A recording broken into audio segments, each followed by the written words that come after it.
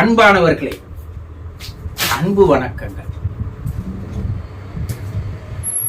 அன்பர்களே, நீங்கள் அகத்தில் குழந்தையாக புறத்தில் அறிஞராக வாழ முயற்சி செய்யுங்கள். யார் ஒருவர் குழந்தையாக மாறாதவரை என்னுடைய ராஜ்யத்திற்குள் அவர்களால் பிரவேசிக்கவே முடியாது. யார் கூறியிருக்கிற வார்த்தை?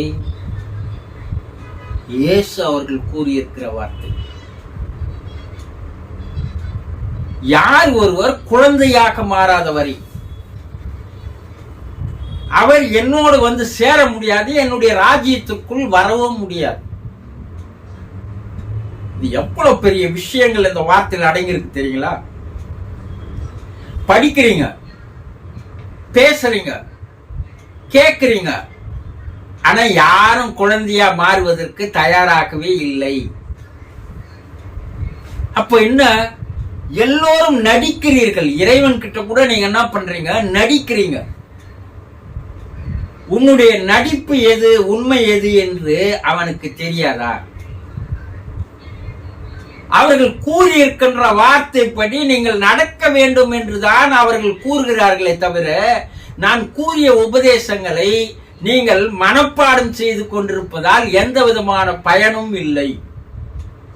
அதை நல்லா நீங்க புரிஞ்சுக்கீங்கன்னு சம்மட்டி அடியாக அடித்தால் கூட நமக்கு எப்படி இருக்குது? அதெல்லாம் செவடங்காதில் ஊதிய சங்காக தான் இருக்கிறது. ஆனா இதெல்லாம் தெரிஞ்சுக்கணும். நம்ம எங்க போறோம்? கோயிலுக்கு போறோம், சர்ச்சுக்கு போறோம், மசூதிக்கு போறோம், எல்லாம் போறோம். யாரை ஏமாத்த? உங்களை நீங்களே ஏமாற்றிக் கொள்வதற்காக. இறைவன் என்ன நினைக்கிறான்னா, எப்ப நீ முதல்ல மாறு, நீ குழந்தையா மாறு. நான் எப்படி 60 வயசுல போய் குழந்தையா மாற முடியும்?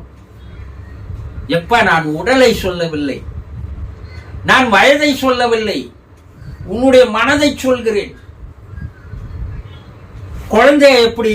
குழந்தைக்கு பொச்சிருப்பு இல்ல, பொறாமை இல்ல, கோபம் இல்ல, ஆசை இல்ல, பேராசை இல்ல, சுயநலை இல்ல.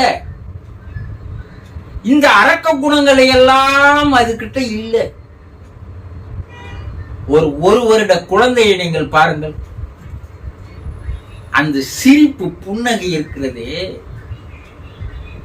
அந்த முகம் அந்த அளவுக்கு பொலிவாக வசீகரத்தன்மையோடு இருப்பதற்கு காரணம் என்னன்னா, அதுக்குள்ள ஒண்ணுமே இல்லை. அது இறைவனோடு நேரடியாக தொடர்பிலே இருக்கிறது. இறைவன் அதனாலதான் குழந்தைகளோடு இருப்பதை அவன் மனதார விரும்புகிறான், சந்தோஷப்படுகிறான். அதை புன்னகை மூலமாக இறைவன் தெரியப்படுத்துகிறான். ஆனா நம்ம உள்ள பூரா அரக்க குணங்களை வைத்துக் கொண்டு நீ எத்தனை கோயில் குளங்களுக்கு போய் சென்று வந்தாலும் கூட எந்த விதமான பயனும் கிடையவே கிடையாது. இது ஒரு சடங்கு, ஒரு கடமை. உன்னையை ஏமாற்றிக்கொண்டு, ஊரையும் ஏமாற்றிக்கொண்டு, கடவுளையும் ஏமாற்றிக்கொண்டு காலத்தை வீணாக கழித்து வருகிறீர்களே தவிர, இறைவன் உங்களிடம் எதிர்பார்ப்பது என்ன? நீ மனதளவிலே வாழும் காலம் வரைக்கும் நீ குழந்தையாகவே இரு.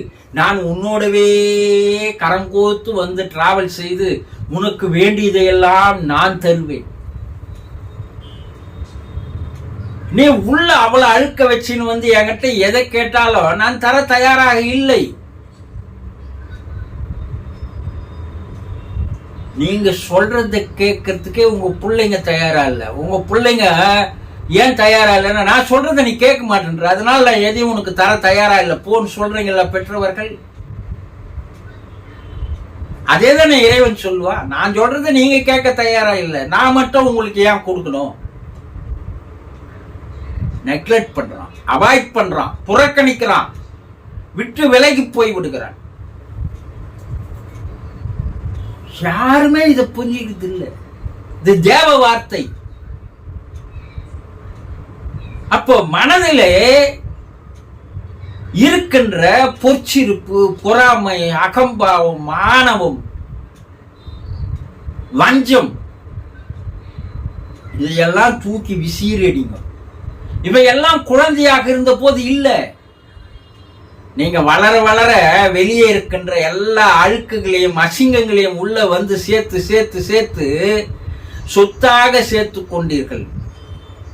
தேவனாக இருந்த நீங்கள் சாத்தானாக மாறிவிட்டீர்கள், அரக்கனாக மாறிவிட்டீர்கள். இவ்வளவு அழுக்க உள்ள வச்சுக்கின்னு வெளியே வேடங்கள் போடுவது, ஆன்மீகவாதி என்று சொல்லிக் கொள்வது, நான் பெரிய துறவி என்று மார்த்தட்டிக் கொள்வது, இது எல்லாம் யாரை ஏமாற்றுகிறார்? இறைவன் கேட்கிறான், யார் ஏமாற்ற? நீ எவ்வளவு ஏமாற்றப்படுகிறாயோ அவ்வளவு நீ ஏமாந்துதான் போவாய் என்பதை புரிந்து கொள் என்று சொல்கிறான் இறைவன். இப்போ மனதை நீங்க குழந்தையா மாத்துங்க.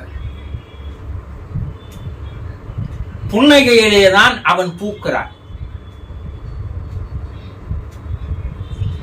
இப்போ அக அளவில் முதலில் எவன் ஒருவன் தன்னை மாற்றிக் கொள்வதற்கு முயற்சிகள் செய்து மாற்றிக் கொள்கிறானோ அவன்தான் உண்மையான ஆன்மீகவாதி. புறத்துல அறிவு தந்திருக்கிறான் இறைவன். அறிவை எதை தந்தான்? வளர்த்துக் கொள்வதற்காக. அறிவை வளர்த்துக் கொள்வது ஒரு அறிஞனாக, ஒரு தெளிந்தவனாக, ஒரு ஞானியாக, ஒரு விழிப்படைந்தவனாக மாறுவதற்கு தான் அந்த அறிவு. அறிவு எதுக்கோனாலும் பயன்படுத்துறான். சுயநலத்துக்கு பயன்படுத்துறான், வஞ்சத்துக்கு பயன்படுத்துறான், ஏமாற்றத்துக்கு பயன்படுத்துறான், திருடத்துக்கு பயன்படுத்துறான், லஞ்சம் வாங்கத்துக்கு பயன்படுத்துறான், சொத்து சேர்க்கத்துக்கு பயன்படுத்துறான், சுயநலத்துக்கு பயன்படுத்துறான். இந்த அறிவை எதிலெல்லாம் பயன்படுத்தக்கூடாதோ அதிலெல்லாம் பயன்படுத்தி விட்டு எதில் பயன்படுத்த வேண்டுமோ அதில் பயன்படுத்தாமல் நான் அறிவாளி என்று கூறி போல ஒரு முட்டாள் இந்த உலகத்தில் இல்லை. அந்த அறிவு ஆண்டவனை அறிந்து கொள்வதற்காக தரப்பட்டதே தவிர அனைத்தையும் சேர்த்துக் கொள்வதற்காக தரப்பட்டது அல்ல. இதை எப்போது ஒரு மனிதன் புரிந்து கொள்கிறானோ அவன் தெய்வமாக மாறிவிடுகிறான். வேற பார்முலாவே தேவையில்லை. குழந்தையும் தெய்வமும் குணத்தால் ஒன்று.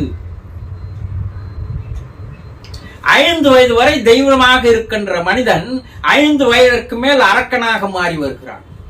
அவன் 60, 70, 80 வயசு வந்தாலும் கூட 55 வருடங்கள் அவனுடைய வாழ்க்கை அரக்க குணத்தில் இருந்து கொண்டு, அரக்க குணத்திலேயே வளர்ந்து கொண்டு, அரக்க குணத்திலேயே வாழ்ந்து கொண்டு கடைசியாக அரக்கனாகவே இறந்து போகிறான்.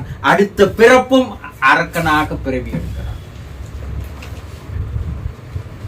ஆக அகத்திலே குழந்தையாக மாறுவதற்கு முயற்சி செய்யுங்கள். புறத்திலே அறிஞனாக மாறுவதற்கு, ஞானியாக மாறுவதற்கு முயற்சி செய்யுங்கள். இது யார் ஒருத்தர் கடைபிடித்து இதில் விடாமல் முயற்சி செய்து தொடர்ந்து பயணம் செய்கிறானோ அவன் வாழுங்காலத்திலேயே குழந்தையாக மாறுகிறான், இறைவனுக்கு பாத்திரமாக மாறுகிறான், இறைவனுடைய அரவணைப்புக்கு ஆளாகிறான், அவனும் தெய்வமாக மாறுகிறான். புரிந்து கொண்டீர்களா? சந்தோஷம்.